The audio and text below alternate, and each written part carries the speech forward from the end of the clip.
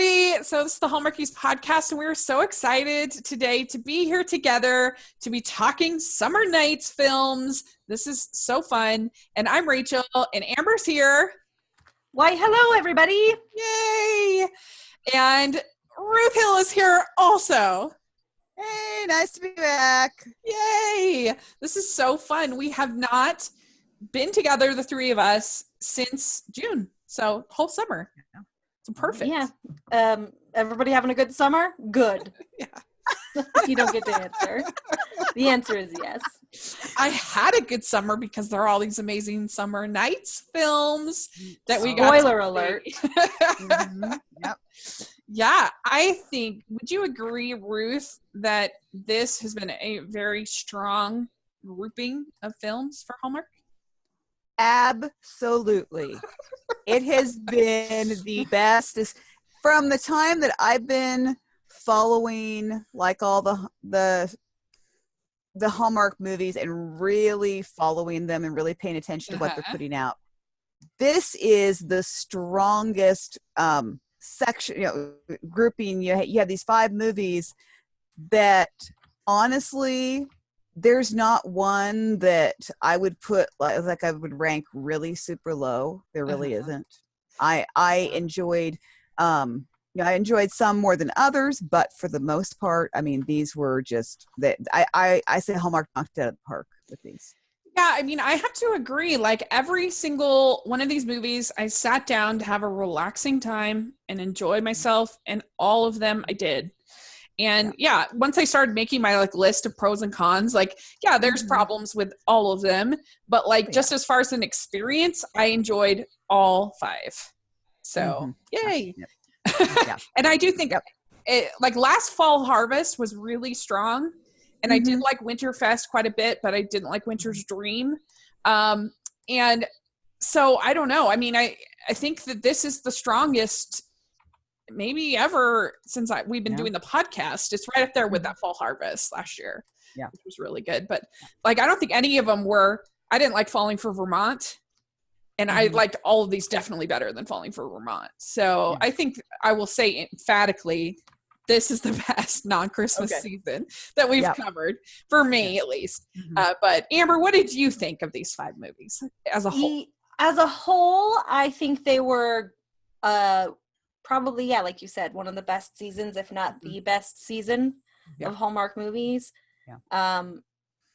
Even the one I didn't really like that much, it was just kind of average to good for me. It wasn't terrible. So way to go, guys. Yeah. Stepping it up. For real. I feel like they really did try here to step it up and try to do some things different. And we they must have listened to our podcast about Step Up. pretty much. Right. So especially since most of these were already in the works probably before. Anyway. No, we can take all of the credit. They were watching and listening to the podcast. Okay. Yeah, we'll give you guys all the credit. Sounds good. Bill Abbott is definitely listening to us 3 times a week. We know. Hello, Bill. We love you. You're amazing. And Michelle, give Phil some trouble for listening to this too. Yeah, Michelle Vickery. As we know, Bill Abbott is the president, but we know who really calls the shots. I mean, and I don't say that. He would say the same thing. I'm not even. Because I've heard similar things. I mean, he gives incredible praise to Michelle Vickery, and I hear wonderful things about her. They are doing an amazing job, I'm not just saying that. They really are running a tight ship and doing a great job. So really wonderful. So anyway, let's move on. I'm so glad we all had, in general, positive things about this, because I really enjoyed them. But let's talk Love on Safari. This is our first film. Kira inherits a wildlife reserve in South Africa. She travels there to meet the no-nonsense head ranger Tom. When she learns the reserve is in financial jeopardy and she may have to sell it to her uncle's competitor, Tom urges her to save it by taking her on a safari in hopes that she will fall in love with the land, the animals, and hopefully him. So, ooh. And so, Amber, overall, what was your overall feeling about this movie? So, obviously, South Africa is beautiful. Yeah. Like, let's just start off. That's the main thing that you get from this movie, I think. Right. Overall, as a story, I felt like it was fine for me. Uh-huh. I wasn't in love with it, and I didn't feel a lot of chemistry between Lacey Chabert and John Core. Uh-huh. I didn't personally. Yeah.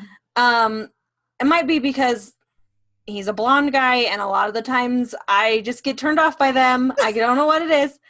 But Brittany Bristow for me was like a huge standout in this. Mm-hmm. I liked that before they even had said like John Core and Brittany Bristow's characters were brother and sister, mm-hmm. I was like, obviously they're brother and sister, because you could just tell like they had a really great brother-sister chemistry. Yes. Yeah. But for the most part, I thought it was just like meh. Uh-huh. Ruth, what did you think? Well, for me, I really enjoyed this one, but it was probably beyond the story for me.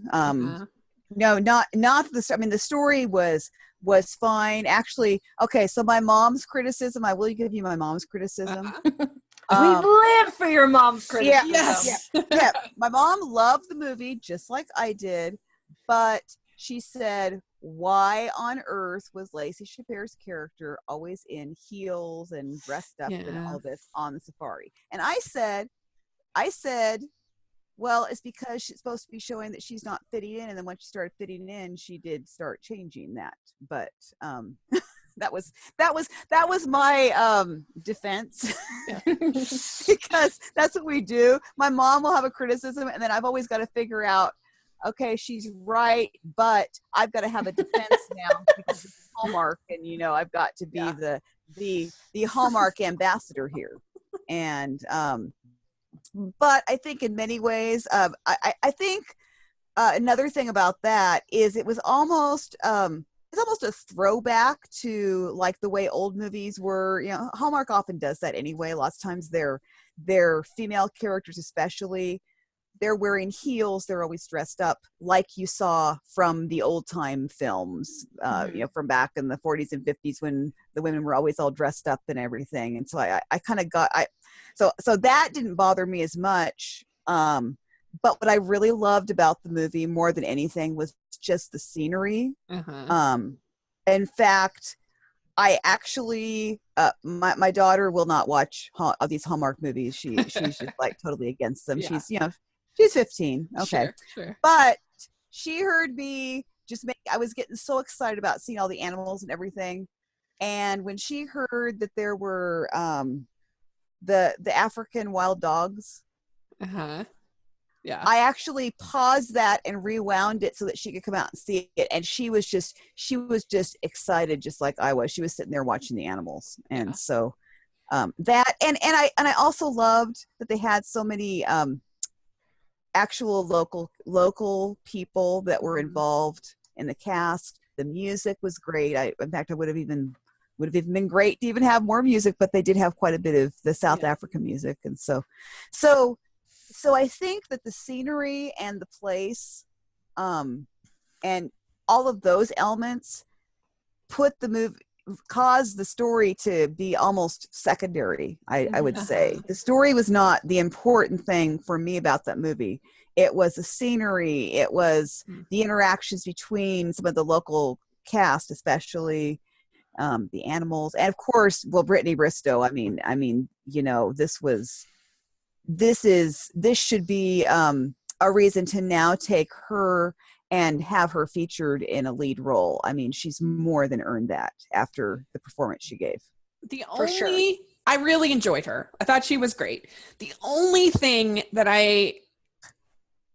feedback I'd give on that choice was I do feel like it was a bit of a missed opportunity to have an African actor play that part. I understand that. And like they wouldn't have been brother and sister, but like have the like her be sort of the BFF whatever at the reserve, and have it be a person of color, and have it be an African actor, like they did with Fiji movies. I think much better. Right. And then you just want him to be a ducky, Rachel. What do you mean? A duck, where you're like, well, they should probably get married.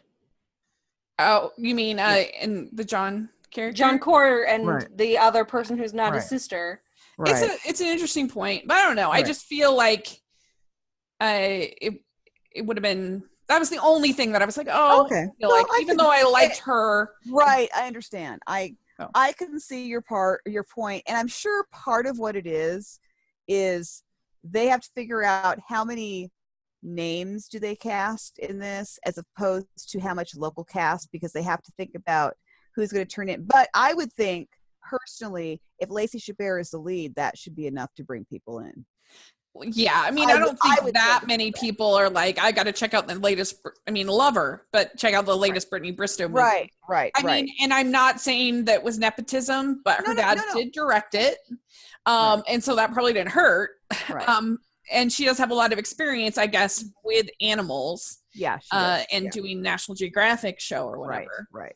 So I was fine with her performance. I just, that was my only feedback that I would give, is that I feel like it could have been an interesting role for a native person to play. But anyway, so what did you guys think of Lacey's boyfriend character? Like, this seems to be a pretty divisive character in the podcasts that I've listened to. A lot of people don't like him. I thought it was so over the top that it was kind of funny to me. Like, he has his like sweater like draped over him like a cape. That killed me. I legitimately died. I'm a ghost now, because when he came out wearing his stupid like 1980s preppy sweater with like the sleeves on the sweater rolled up, I'm like, who? These people don't exist in real life. It was so funny. I died. It was hilarious. Yeah. Right. But for me, aside from that moment, once he gets into Africa, he's like, and calling himself Mr. Spreadsheet. That was funny. Like, no, I feel like they were like straddling the line of like, this is amazing. This guy's like, because a truly good one of those characters is oblivious to the fact that they are like that. They think they're amazing. So having himself be like, well, I'm like, it ruins the joke if he's in on the joke. Yeah, for me. I guess I could see that, but I just thought like it was so over the top when he is like looking at the scenery in Africa, and he's like, "Well, you can see all this at the zoo." Like, yeah, like that was so absurd. But he would be like, "Aren't I absurd?" And it like ruins the joke for me. Yeah. But that being said, when he came out with his stupid sweater on, he didn't even need to do anything else, and I was like, that's a good thing. Yeah. Ruth, how much did you laugh when he came out wearing that sweater? Oh, I personally loved him. I honestly didn't have any problems with him. I thought he was annoying and great, but that's just me. I'm not overly picky. Now, possibly if it had been an actor that I actually knew or something, that's what I get pickier. That's what I get pickier. I'll be honest. If it's one of my friends in that role, and then they're playing that kind of role, then I become a lot picky. I mean, I did think that this was basically, if they had gotten Casey Manderson from Love Struck Cafe to play this part, like that, like it was the most over the top wrong guy that I've seen. If Casey Manderson had played this guy, I would never have stopped talking about him. Agreed. For real. It's he would have brought a little bit more comedy to the role. Yeah, that's honestly fair. That's fair. I still thought it was pretty funny. I'm on the camp of, because most of the people, it seems like in the podcasts I've listened to, are like I hated him. He was horrible. And I'm like, you're supposed to hate him. He's ridiculous. Like, and I don't know what the citizens of Scottsdale did to like tick off the people who made this movie, because they were throwing shade on Scottsdale the whole time. Like, this was the most ridiculous thing that she could want to do, is to go to Scottsdale for a break. I thought that was really kind of funny. You were going to go to Scottsdale. What's wrong with you? I mean, if we're going to nitpick, there were definitely some things that didn't really make sense. Like, if Lacey Chabert had been there multiple times, you think that she would, first of all, know that there's no airport, because she had been there several times. Secondly, like, she would have some idea of what to pack. Like, she's not an elephant. She doesn't have the memory to remember all this. I mean, come on. You think you'd remember? I feel like a whole airport is a pretty big thing. Like, you remember that there was an airport. You don't think, Amber? I think. I'm just teasing. Of course you should know these things. Yeah. Well, what I think also is that if they ever go back to South Africa to film, to do some other filming, I have a feeling that it will be better next time, because I think that's I think that, I know we haven't gotten to the Fiji movies, but I think it's got to be hard the first time. Sure. Filming in an area that is so totally opposite, and so different from anything that you've ever really known, that it's got to be really hard to know exactly what direction to take the story, what actors need to be doing this and that. And I think that when they go back, we'll just assume they're going to go back at some time. Yeah. I think that they would probably have a much better story, because they would understand, okay, this is what we have at our disposal. This is what we can do with this. Let's try to feature more of the actors, the local actors. I have a feeling, because I think that Hallmark does seem to do better when they've gone back to areas and filmed. I think that they have a better idea of what they're dealing with. And I thought they did a pretty good job of her, because like the premise of like, it's basically Save the Farm that we've seen a million times, but like I thought they did a pretty good job of having her kind of come to her own in an authentic way. And like the fact that she, like, the solution that they came up with in the end, I thought was pretty creative and like sweet. And with like giving the reservation to the village, and I thought the whole sequence in the village with the choir and everything was very well done. I enjoyed that. And I thought that Lacey was probably the best she has been since Moonlight in Vermont, in my opinion. She was the most likable, most warm, most for me. And I thought she was fine with this guy, John Core. It was my favorite ever, but I thought it was fine. And I mean, and overall, I enjoyed myself. Yeah, exactly. Pretty good. And I think it was just refreshing and something new and different. And I ended up giving it 3.5 out of 5 crowns. What about you, Amber? I gave it an even 3 crowns. Okay. And Ruth, what about you? That's tough. I'm probably gonna go. I will probably say 4 crowns. I'll probably say Good. I ended up putting it at number 19 on my ranking. I have. We've seen 46. Okay, Hallmark that's not movies. bad. So I have it at 19. And there we go. All right, let's move on. So our next movie is A Summer to Remember, and this is. ER doctor Jessica loves her job, but not the hours. Meeting Trevor, a dashing surgeon, when they arrive in Fiji, Jessica also strikes up a friendship with Will, the charming co-owner of the resort. As Jessica notices how Trevor is a workaholic, she also sees that Will offers her tranquility, and she starts to wonder if this is the island paradise that can give her happiness and love she once knew. So that's kind of the summary. I don't feel like that's a very good summary of the movie, actually. No, I think the movie's better than that. But I think the movie's better than that, and I feel like she was there to heal and kind of keep this promise that she had made to her husband, because that's where they had met. And she was there to take her daughter there and have this experience. And then she ends up meeting this Will. And, it's basically, and they have this little romance. I actually, not to jump into cons, but I really don't understand why Trevor was in the movie. Like, I feel like they had no connection. I feel like he didn't serve any purpose. Like, I didn't even think she was interested in him at all. I don't know, like, it was just weird. I felt like it was a weird part. I feel like they cut out some scenes that were edited out, and he was supposed to be a bigger character, because he just was like a nothing, and then he was gone.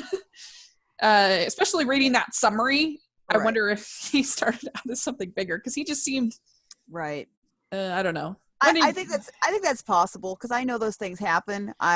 There are times where, because of and that's actually one of the most difficult things about these kind of movies, that they often want to develop them more, and they're often are developed more, and then they have to go and make cuts, and it is so tough. I know that they're usually 15 to 30 minutes at least longer than what we see. I mean, they're probably more like a half an hour longer than what we see, and they have to go through and make cuts. What did you think in general of this movie? This movie was basically the movie where I first went like, wow, Cameron Matheson. Like, before I was like, yeah, he's fine, like, whatever, like, obviously he's handsome, but in this movie I was like, oh my goodness, my stars, he is the handsomest man I ever saw. Like, where have you been? I guess I was too young. I don't know. I've aged into Cameron Matheson, but I've matured. Yeah, there you go. I mean, we're talking. So for real, for a lot of this movie, I was like, wow, really? Like, who knew this guy?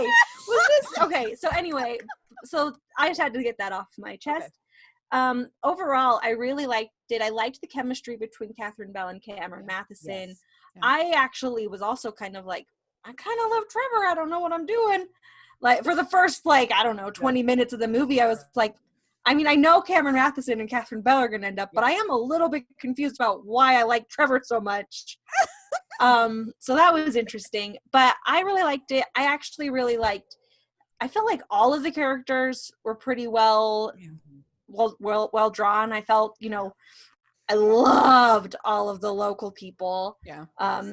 Pete and Lainey and his business partners. I loved them. When he got hurt on the thing, I was like, oh no, not my guy. He was fine. But I really enjoyed watching this movie. It was really fun for me. I really loved her daughter, Ava. I thought she was interesting. Yeah. I liked her story. Like, normally I just want the teens to have like a little teen island romance. That's who I am. And I didn't even feel like I was cheated out of that, because she had a full storyline herself that was interesting and fun, and I liked it. Yeah, like her, like with the photography, it was really well done. And I really liked how just this felt like a movie for grown-ups, that like these were people with experiences, and with I liked the fact that when Catherine Bell told Ava that she might be taking this promotion, might be having to work more, like her response was like very mature, but I felt like in a realistic way.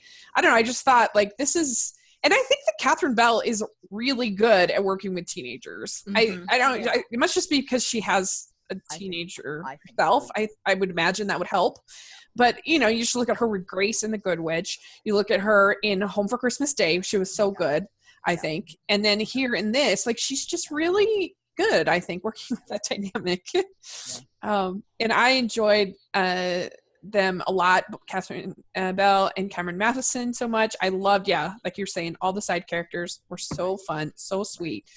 And I really loved the whole sequence at that waterfall. I thought was really just fun and escapism. And I did an interview that you'll hear in September with Tyler Walzak, who's cinematographer, and he said they had to lug all their gear, like through, like it was hard to get to, and it was quite the shoot. And I think it pulled off. It was really a fun setting and a beautiful place. And I liked the fact that I thought the whole thing with the pregnant friend, I thought that worked well. I wasn't sure about that at first, but remember when we got a surprise military family reunion? They're pulling out all the stops in this movie. They are. And I liked that, she was, I don't know, I just thought that all worked surprisingly well, to go back and leave Cameron Matheson for this friend. So she's like an independent person, and I don't know. Cameron Matheson, of course, I'm already a huge fan of his. I've been a huge fan of his.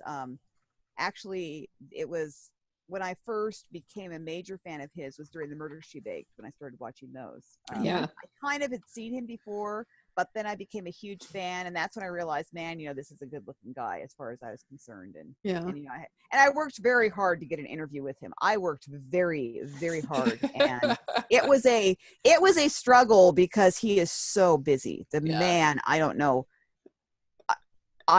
We never will be. He's doing Home and Family. That's not going to happen.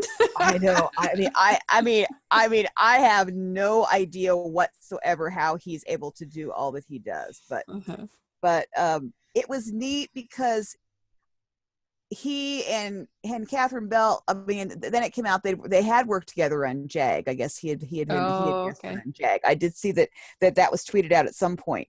But as far as them being leads in a movie together, they'd never done that. And I think. How cool that it happened to be this one in Fiji, and they just seem to have, just that nice. It wasn't like it was over the top chemistry, or like it was this really sweet, genuine, easy chemistry. That just almost like we're old friends, and almost so that was nice. And for me, one of the nicest things that came out of that movie was actually suddenly getting this Fiji actor that is like become one of my top fans on Twitter. Matt Young. He is very rarely do actors reach out to me for an interview. And I don't even remember how it happened, but it was like I tweeted something out, and then he's like, well, if you ever want, this is great, and if you want to ever do an interview, I'm available. And I'm like, we got it set up. And I had no idea. I'm thinking, who is this person? I've never seen him before. And I'm thinking, what am I doing? And he's just like all the time. I mean, I constantly see him reading my interviews and commenting, and I know he only had that one small part in that movie. And, then I know in the other one, it was really only a small part. But how cool that he is really gotten himself into the Hallmark. I mean, he's really immersing himself in Hallmark stuff. He is a sweetheart. I'm pretty sure that he put a review of our podcast in from New Zealand. I'm pretty sure. So thank you. And if it's not you, thank you, whoever you are from New Zealand, because it was so sweet. But I mean, I have very little negative feedback about this. I can picture some people who aren't used to these kind of movies thinking it's maybe a little slow. But for me, I was fine with it. And also, my only real feedback was I just thought the Trevor character was unnecessary and underwritten. I didn't understand. It just seemed like all of a sudden there'd be this conversation with this work colleague for no reason. And I never thought for a second that Jessica was interested in him or that, I don't know. It was just weird. We're going to have this work conversation for a few minutes. I didn't get it. So that's really my only negative feedback. I gave it 4 crowns. What about you, Amber? I gave it 4.1 crowns. Oh, look at that. Wow. And I think I just want to say a little bit more about Fiji. Fiji holds a special place in my heart because that's basically where Survivor is filmed now. I mean, they've filmed, how many seasons there? 8? Is it that many? Yeah, I guess so. Yeah, you're right. And fun fact, last year, Cameron Matheson did preseason press for Survivor in Fiji. I feel like he made this movie happen because he fell in love with Fiji when he went to do preseason press for Survivor. So Like, let's just have all the movies be filmed in Fiji along with Survivor. It'll be amazing. Yeah. Good. Cool. So Ruth, how many crimes did you give it? I would give it 4. Maybe I might be willing to go 4.1 possibly. Yeah. But great. I mean, it might be. It's hard to say. For me, it's hard to know whether I would put it higher than Love on Safari or if I'd put it on the same level. I'm not exactly 100% sure. Cool. They're pretty close. Good. I have it at number 8 for the year. So it's pretty hot for me. And so there you go. All right. So next up we have Love at Sea. And this was written by our favorite person in the world, Nina Weinman.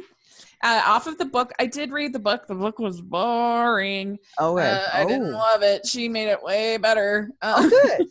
I think I remember her saying, not saying it quite that way, but I think I remember her saying that she did make some adjustments to it. Yeah. Yes, she did. It made it much better. So this starred the Pennevegas in their second combined movie for Hallmark. Basically, it's about this woman named Olivia who is this she had been working as this event planner for her father's hotels. She ends up getting fired and dumped by her boyfriend at the beginning of the movie. Right. And she becomes this big event planner. Her friend is this YouTuber, chef, lifestyle person, YouTuber, and they're having this cruise. And so she goes on the cruise to be the event planner.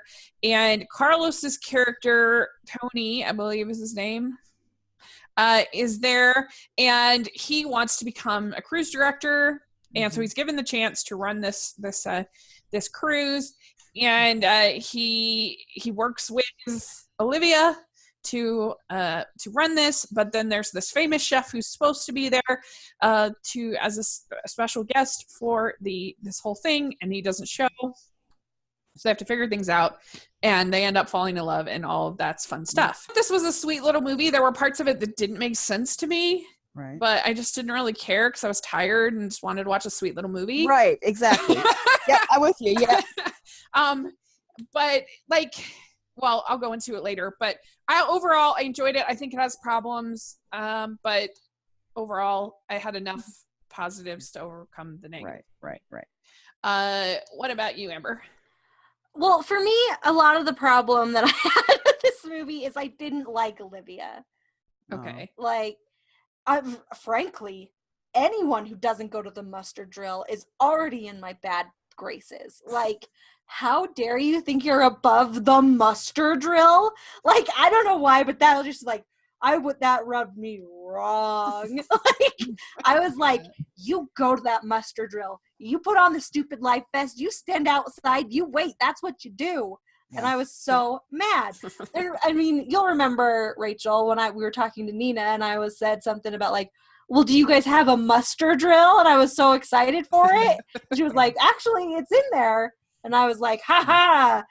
How dare she? How dare Olivia not go to the muster drill? But in fairness, Tony, that's what he tells her. No, I know. Yeah. So I thought he's correct. Yeah. But the fact that she is I don't know, she was just off-putting to me. And obviously she softens as the show goes on. Yeah. But just the mere fact that somebody was like, I'm above having to go to this mandatory thing. Yeah, that's fair. It made me mad. And then just basically, because that was my perception, everything she did fed into that perception. That, yeah. So yeah, that's anyway fair. I was having a hard time with her. Care at all about the subplot with her mom and her mom's boyfriend. I was like, I don't care about them. But I will say, I thought Carlos and Alexa finally had some great on-screen chemistry I could get behind. So I was pleased with that. Yes. I will say this though, it made me less impressed with the cruise line, zip line than I thought I was ever going to be in my whole life. Like, I was like, that seems lame. So at least it made me feel better about not being able to go on this cruise on that ship in May that I was going to go on. Oh, Really? okay. That's funny. For my friend's wedding. Oh. And I can't go. I can't get off work. It's the worst. We don't want to talk about it. But anyway, like, I thought their chemistry was good. Her ex-date video stalker guy was weird for me. Yeah, Miles, I didn't understand. I felt like he was unnecessary. Like, there was enough sort of conflict and things going on. I just didn't I didn't believe for a second that she was interested in him, or that, like, I just felt like he was they should have gotten rid of him. Yeah, I agree with you there. And also, if the chef guy wasn't going to show up, why did we even hire an actor to do the chef scene? Yeah. Just saying. Well, the thing I don't understand, that this is the part that really didn't make sense to me. Maybe you guys understood it better than me, but I don't understand, if he's a celebrity chef, I don't understand how Tony is going to pretend to be him, because he is literally a celebrity. People know what he looks like. So I don't understand, especially on YouTube, people are going to know what it looks like. So I don't understand. I didn't get it. I don't understand what that was all about. Yeah, I didn't get the solution either. I mean, the people on the boat seemed pleased, and that's really all that matters. But yeah, I was like, I guess this is fun. Like, it was a little confusing to me. And I did have a great tweet, though. I was like, if this chef guy thinks that he can get off because of these problems in his thing, he needs to watch Harvest Wedding, where the chef, his whole place got burned to a ground. He shows up at the wedding. Like, this is not okay. And I did love that Nina gave him the name Preston Smythe. Like, that's so it's a good name. That was a great name. She did a great job. Yeah. The one thing I would ask Nina what she meant by this is when she's talking, when the two friends are talking, I think it is, and she's like, oh, well, you could be the next Oprah. And she's like, oh, not Oprah. I'll settle for Ellen. Like, what was that about? Like, Ellen's pretty great, right? Yeah, but she's not Oprah. Right. But, like, I don't know. I thought that was a weird example. Well, no, but honestly, Oprah has been around a whole lot longer and if you put the two of them, nothing against them, they're both amazing women. I agree completely. Who had the talk show first? Who was the one that is probably, is really a trailblazer, is Oprah. Yeah. Plus, Oprah was a little bit more, like, serious and introspective programming, and Ellen's like just like fun talk showy. So maybe that's even what she meant, like, tonally. That's true too. Yeah. Like, I guess I would have gone with somebody like Ricky Lake or somebody like that. You know, Rachel. Ricky Lake isn't even a thing. Nobody probably knows. Sally Jesse Raphael. I mean, Ellen get over. No. And so they were using people. They're using names that would be recognized by a good share of people. I think that's because she's just beloved, though. I feel like Ellen is beloved, and I was like, what are they doing casting shade on Ellen? No. I don't think that. I don't think that's. Yeah. Well, I also thought that the cruise director was a little bit of a he was the cruise director. I was confused by what that lady's job was. Yeah, and her hair was terrible. It was so weird. Like, Don't be rude about people's hair. No, I will be rude about it, because she had like black and then like brown and then like another color. It was weird. She can do whatever she wants with her hair. She's a grown-up. Well, this is my podcast, and I can say if I don't like it. I didn't like her hair. I thought it was very strange. And I just thought her character was very odd. And I like, she keeps saying she's going to call corporate. And like, I guess she's supposed to be like really intimidating to the Tony character. Yeah, that's the idea. She's supposed to be. And so, but I don't really understand what was her job. Because he was the cruise director. Or was he just being like director of activities? But they kept calling him cruise director. Well, I It felt was like very confusing. she was the cruise director, and she was like giving him this one time to be cruise director. No, Evan was the cruise director, and he was off ship. They called him over to Symphony of the Seas. Right. Well, 100%. okay. I guess I got confused that I thought that she was kind of giving him a test run to do her job. Was kind of what was happening not or her something. job, no. I don't know.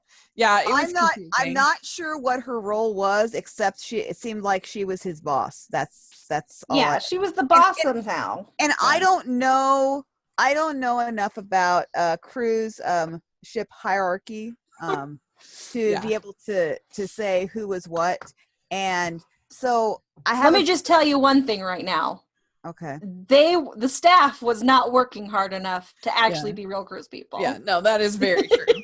I'll tell you that about real cruise shipping. Okay, it is brutal. Yeah, no, that is very true. They work insane hours, and but I was fine with that, escapism.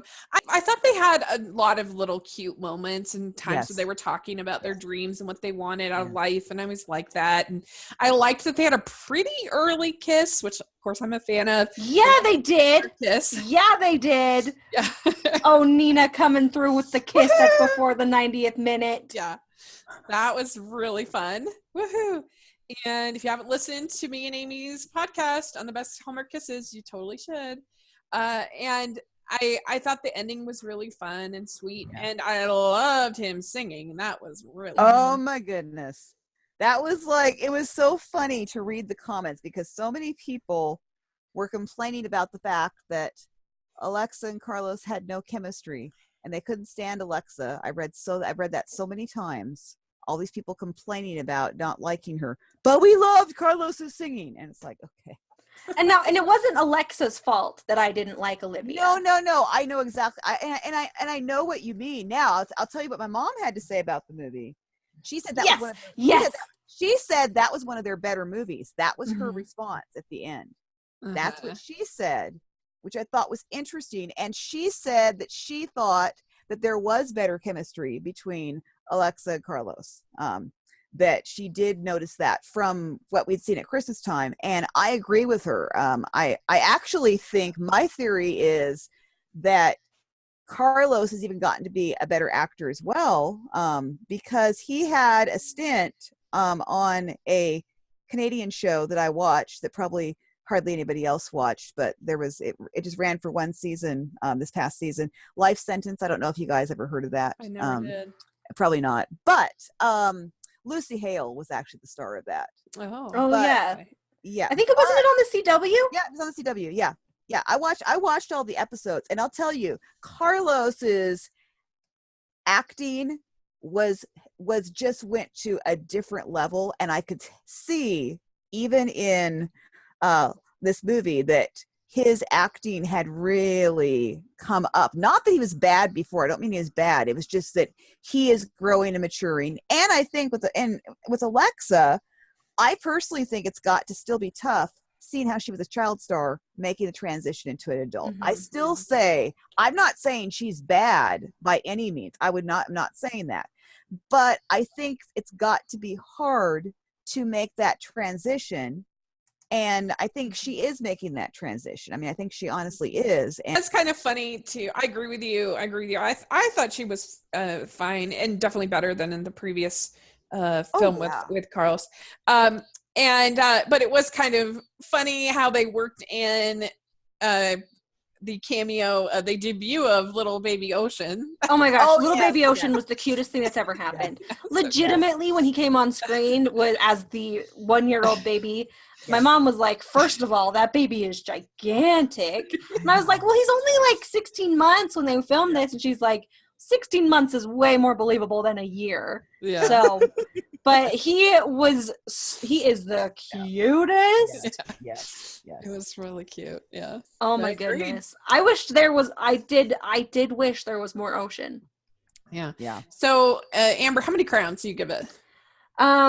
So I gave this movie 3.3 crowns, which means a Nina movie has finally gotten less than 3.5 crowns. Oh wow, but it's still positive. Like no, yeah, it is still 3. positive. It's anything 3 or above is like I'd watch it again. Yeah, Right. I thought you gave Backyard Wedding 3. No, 3.5. Oh, okay. I was thinking that was 3. But back then I was less harsh, I think. Yeah. Cool. That's great. I will give it basically the same as you. I gave it 3.25 out of 5 crowns. But I really had a good time watching it. It's just the whole thing that didn't make sense to me about the celebrity switch thing. That took it. And mine is 3.5. Yeah. Oh, look at us agree. Really, good job. Good job. Really, we're almost all on the same page with this. Yeah. Agreed. All right. Well, let's move on. So the next one we had Pearl in Paradise. Mm-hmm. And this is it's an adventurous photographer and a less than adventurous novelist search for a mysterious pearl in the paradise of Fiji. And if you all haven't listened to my interview with Jill Wagner, definitely check it out because she was so delightful. You have to listen to the interview with me and my cousin because we're really tight now.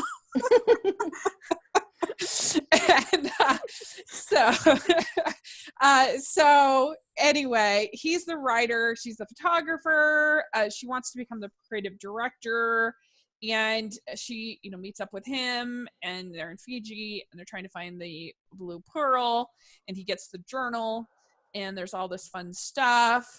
And this was definitely something totally different that I don't think they've ever done before. And at least for a long time, maybe way back, I thought this was really enjoyable. And I have a few little things that I didn't love, but for the most part, I really enjoyed it. What about you, Amber? I actually so loved this movie. And I didn't expect it because for some reason, Christopher Polaha doesn't work for me most of the time. He doesn't. Okay.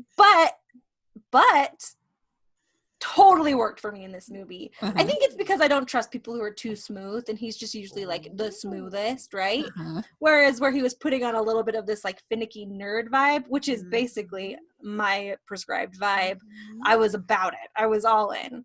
So I really enjoyed it. As soon as this movie got over, I was like, okay, so we're gonna watch Romancing the Stone, right? Because it just kept making me want to watch that movie, which that's high praise for a movie, frankly. I really liked it. I loved Malachi. Like, I was in love with Malachi. Put Malachi in every movie and I'll be happy. So yeah, I loved it. I thought it was amazing. In the middle end, when they actually find the thing and they're like going through all the clues, and like the clues were kind of easy, but I also loved that we were like on a scavenger hunt as a team. I felt so involved. And when you like see the picture of the, like, I don't know, log, and oh, we did it, you guys, we found it, this is it. I was so stoked as like, we did it, we're the best team. It was fun for me. I loved it. Ruth, what about you? I absolutely love this movie. It goes in easily in one of my top favorites of all time, Hallmark. It reached that level, and I didn't expect it to. I honestly didn't. I mean, I love both of the leads. I had the opportunity to interview Christopher Polaha before it aired, and I was like already this huge Christopher Polaha fan.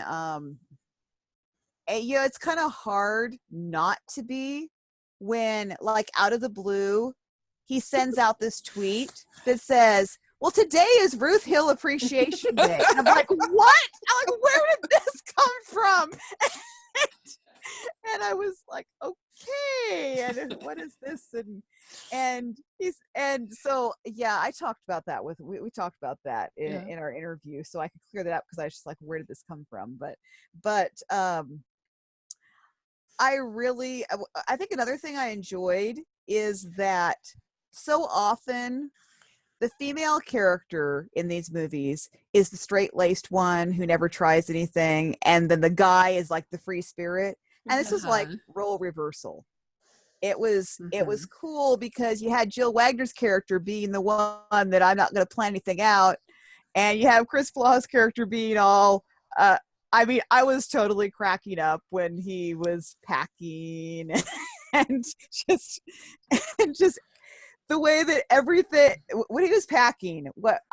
I've never seen anybody pack like that. That was hilarious. I honestly laughed out loud for like a minute when I saw all of the check marks on bug repellent, mosquito repellent.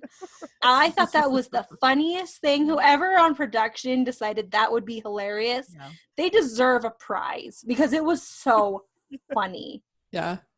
Oh, I loved it. Yeah, I did too. I really enjoyed it. I thought it was funny. I thought it was sweet. I actually didn't expect them. Maybe I'm just a simpleton, but I didn't expect them to put the pearl back. Like the whole like message about faith and leaving it for other people to find, I actually thought was kind of unexpected and sweet, and I appreciated it. And my only real flaw with this movie is I actually had a little bit of a hard time buying Christopher Poloha as this nerdy guy because he is so suave and so slick and cool that I struggled a little bit with buying him as this character. Eventually it won me over, but I mean, and there's like little nitpicks, like why didn't she recognize him when they were talking at the bar? Like she's being sent out there, and this is not set in like 1970. Like she surely would have been able to have researched a photo of him. So that scene was ridiculous. But I loved the scene when they were dancing. I thought that was really great. I actually really liked the scene in the water. Like that was pretty intense. Yeah. And I liked all the stuff with the journal, and I thought that was really, fun and sweet, and it was just something different, and it, it's starring my cousin, so I'm gonna like it. What are you gonna do? That's right. The scenery was really pretty. It was neat to have talked to Tyler and then to watch the movie and see what he did, as far as the cinematography.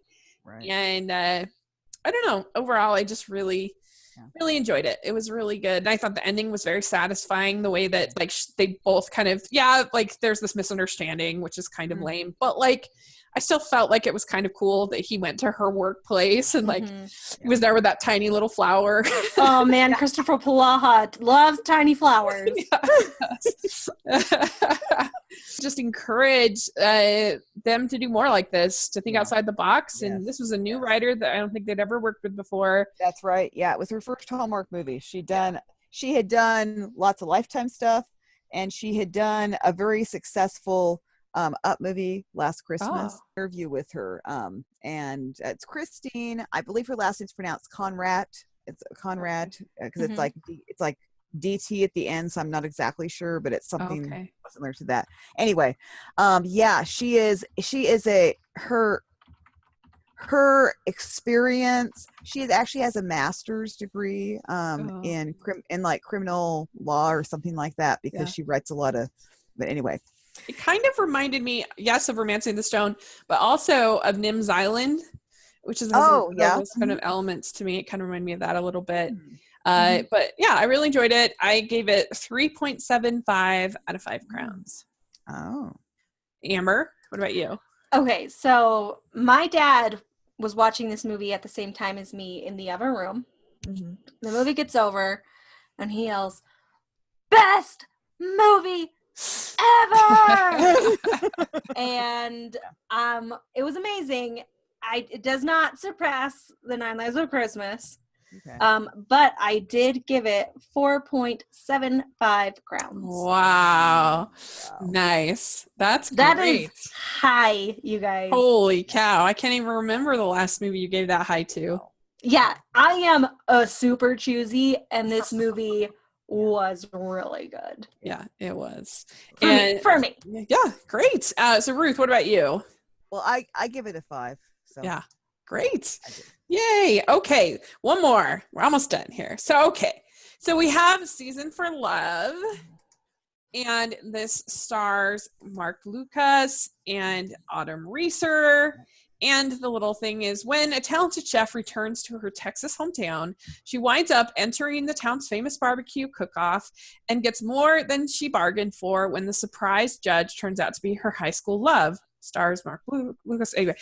And so for me, my thoughts about this movie is I loved them. I thought especially like he was so like flirty in a way we typically don't see in Hallmark. Like he'd like put his arm around her and she'd be like, you know, or like go in to check and make sure she's okay. And like, just, I felt like he was sort of a little bit more proactive than we sometimes see. And I loved that. It was so swoon worthy. And I thought they had really good chemistry, and I liked any scene with the two of them together was so sweet, and I loved it. All the barbecue stuff I thought was kind of lazy and not very well done. And a lot of the other elements were like, what? And I don't think they captured Texas at all. Well, no. And especially maybe I was particularly critical after they'd gone to so much effort to capture Africa and Fiji and a cruise ship. Like, couldn't it have gone down to Texas? Like, and it was just not the barbecue. Like, they had so many details wrong. Like, especially the fact that finishing off the competition with an oven was like, what? And I don't even understand that, because his place wasn't burned down. Why didn't he have a smoker plant to use and she could just use the smoker? Because a smoke ring on barbecue is like essential. Like, you can't cook in a competition in an oven. And and so like I mean, to be fair, if everyone in the competition is using an oven, they can't be like, well, the winner's not you, because they're the only ones competing in that final round. To be fair. Yeah. Right. Yeah. I get that. But it just was like, I don't know, like, and even the way they had it all set up, and I get it, you don't go to movies like this for realism, but like, I just felt like there were little things that they could have done very easily that would have made it more realistic, and they didn't do it. And so like something like having him have a smoker there, like they really couldn't spend the, I don't know, $200 it costs to rent a smoker for 3 weeks. Or like, just pull the other one from props. No one's going to be like, same smoker. Right. I mean, I might have, but I would have let it pass. Yeah. I mean, so that's when I feel like, normally I'm not going to care about realism in these kind of movies, but when I feel like, boy, it would have been just as easily to have made another decision that would have made it better. Then I'm like, oh, I don't know. But I still enjoyed it as a whole, because I thought they were so good. Right. And I thought he was so swoon-worthy. I was in love with him. Yes. At the end of it. He was so good. I don't know. So that's my thoughts on it, basically. I don't know. What about you, Amber? Okay. So I'm going to start off by saying I did really enjoy it a lot. And Mark Lucas was super charming, but like he was a little too try hard for me for the first half of the movie. I mean, and like maybe a little bit stalkery. Like there was the scene where she was on the phone with Eddie and he was like following her for the whole phone call from like 10 feet behind. Like it was a little much for me, and like a little try hard. But that being said, he won me over, so I guess he tried hard enough. And I thought they had good chemistry.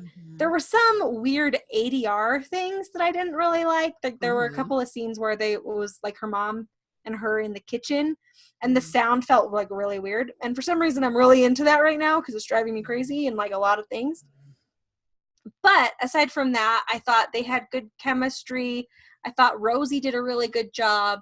I thought her ex-husband was just like the nicest guy ever, which was weird because I feel like they started out the movie being like, yes, he'll never show up for your birthday. And then like he shows up and spends all this time and is like super understanding and is not like a jerk about custody.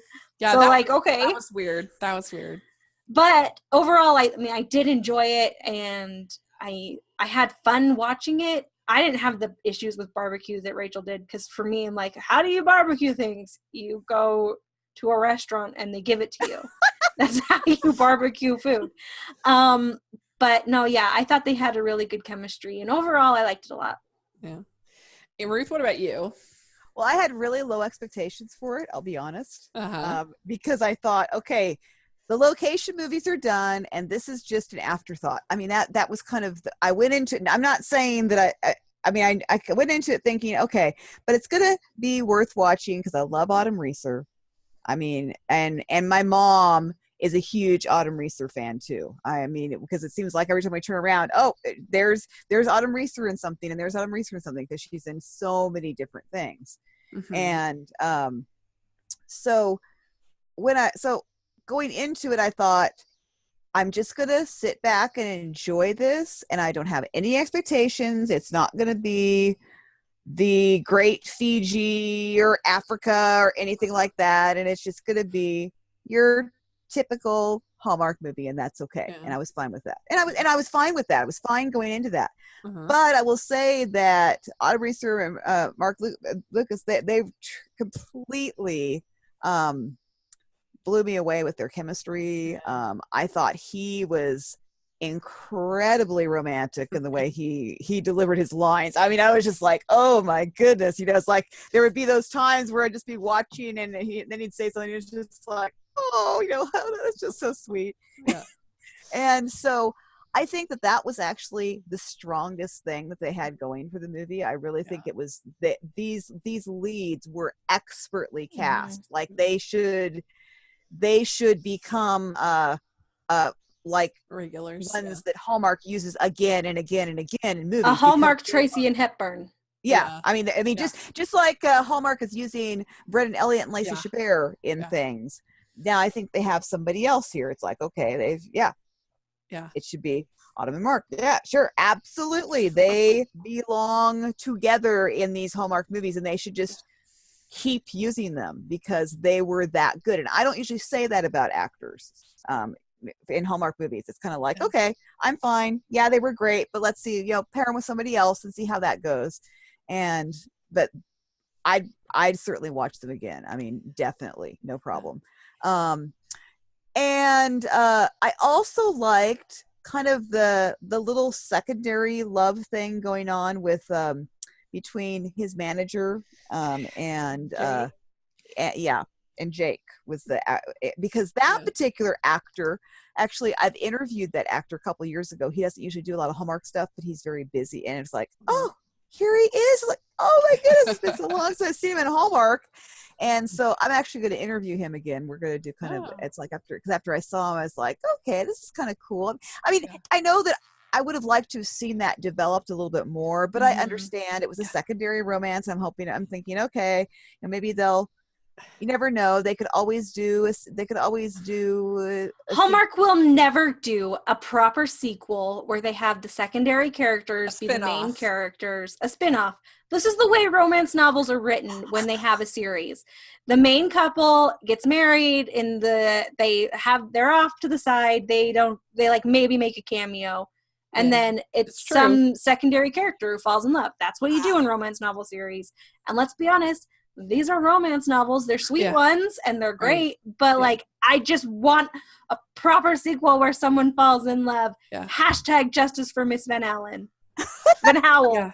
# justice for Miss Van Howell. Yes, I do agree with you. I think if they had just had the two of them holding hands in the epilogue scene, that would have been perfect way to kind of just wouldn't even have to develop. Did you guys notice though in the epilogue scene, Autumn Reeser was wearing a wedding ring? Yeah. Yes. But very good. I thought I would have liked to have seen, instead of her just leaving and that kind of going nowhere, it would have been nice in that scene a year later if they'd been like there holding hands. Right. The other thing that was weird, and I don't understand, is that when she tells her mother, and this is like a big thing that everybody seems to know, that they were high school sweethearts or they were sweet on each other or whatever. And for some reason, when she has the conversation with her mother and she's telling her about her feelings or whatever, and her mom's like, I had no idea you felt this way. It's like, what?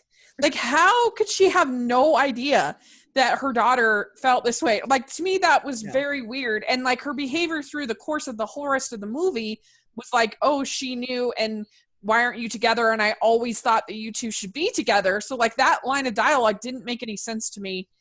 And I don't know what was going on with that. Right. Yeah, I got nothing. So there you go. So for me, I gave this film 3 crowns. Oh. So. All right, I gave it 3.75 crowns. Oh my goodness. Amber, that's what I gave it. Ruth, we're twins again. I can't believe it. It's like, wow. Where did that come from? So I forgot to give my rankings. So I have Pearl of Paradise at 14. I have Love at Sea at 21. And I have Season for Love at 27. Okay. So there you go. And let's read real quick before we go, read some of our listener rankings. Oh, yeah. And then we'll give each of ours. Our friend Emma, the Hall Remark, she has number 1, Pearl in Paradise. Number 2, A Summer to Remember. Number 3, Love at Sea. Number 4, Season for Love. Number 5, Love on Safari.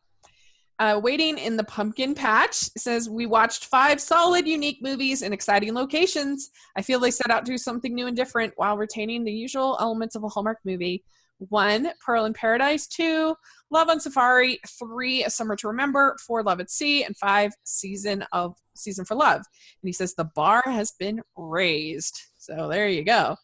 And and then our friend Susan S. says, oh man, this is hard. 1, Pearl in Paradise. 2, Love at Sea. 3, A Summer to Remember. 4, Love on Safari. And 5, Season for Love. But I haven't seen enough of it yet to even rank because one entire viewing and not over and over again. So let's see if there's anything. Nadia Alvaro Barrios says, I loved them all. It's difficult to choose. The stories, the actors, the chemistry, the location settings. My ranking, tie for first place with Love on Safari and Pearl in Paradise, and then A Summer to Remember, Season for Love, and then Love at Sea as the lowest one. And I guess that's enough. We did get a ton of responses, so it was really fun. You guys each give your rankings of these 5. I'll go first. My number 1 was Pearl in Paradise. My number 2 is A Summer to Remember. My number 3 is Season for Love. My number 4 is Love at Sea. And my number 5 is Love on Safari. Great. And Ruth? Okay, so number 1 would be Pearl in Paradise. And I think I'm actually changing what I originally tweeted out. So I'll say that because that's what happens is when I talk with you guys, I sometimes find myself thinking. Yeah, we bully you. It's okay. No, you don't bully me. You make me think because I don't have other people that can talk about the movies in the way we do. Yeah, So it does make me think. So I'm going to say that number 2 is Summer to Remember. Uh-huh. Number 3 would be Love on Safari. Number 4, Season for Love, and number 5, Love at Sea. Great. So mine is number 1, Summer to Remember. 2, Pearl in Paradise. 3, Love on Safari. 4, Love at Sea, and 5, Season for Love. But I liked them all and had a pleasant time with all of them. So. Right. Yeah, and statistically, I did the math, and on average, this is the highest rating that I've given a season of Hallmark movies. Oh, great. Yay. Well, good job. Yeah. Hallmark. Thank you very much for a great season. And next week on the podcast, we are going to be giving our fall preview with Greg McBride is joining us. We're so excited. Oh boy. Yeah. You got the celebrity. You bring it out the celebrity guest. Yeah. That's right. I mean, we all know Greg. Ruth, you're a celebrity guest. How dare you? No, I've met Greg. Of course, you guys all need to meet him as well. I mean, officially meet him. But I've met him, and like he is like, you know, if I'm ranking celebrities, he's just about at the top as far as I'm concerned. He's awesome. He's the best. Yeah, you met So him. you'll want to watch. Yeah. Yes. So you want to watch that next week. It's really fun. Make sure Or you listen. Yes, and make sure you listen to our interview with Sarah Strange from this week and our Chesapeake Shores chats that's going to be tomorrow. Make sure you check that out. And thanks so much. We really appreciate Ruth, you coming on and talking these summer movies. We had a lot of fun. Oh, I had a blast. I love getting to talk with you guys. And so where can people find you? You can find me, my website is mydevotionalthoughts.net. And then on Facebook, it's My Devotional Thoughts. And Twitter and Instagram is Ruth Hill 74. Great. And Amber, where can people find you? As always, I'm at Amber Brainwaves on Twitter, and that's it. Great. And you can find me at Rachel's Reviews on iTunes and on YouTube. So check that out, please. And if you can follow the podcast at Hallmarkies Pod on Instagram and Twitter and all over social media. And if you can put in your reviews on the podcast on iTunes, really appreciate it. And thanks so much. And we will see you all next week. Bye. Wait. What? Wait. And I want to say, go to our website, Hallmarkies Podcast. Great things are in store. Yeah. We're setting up pages for each individual movie where you can leave your own crown ratings, and it will be amazing. You can leave reviews. It'll be great. We're going to be able to have a definitive average for how many stars each movie gets. So go to our podcast, make your voices heard. Yes, please do. I mean, go to hallmarkiespodcast.com, make your voices heard. Wow. Yes, please do. That'd be great. So thanks so much. We really appreciate it, Ruth. And we will talk to you again soon. All right. Okay. Bye. Bye. Bye, everybody.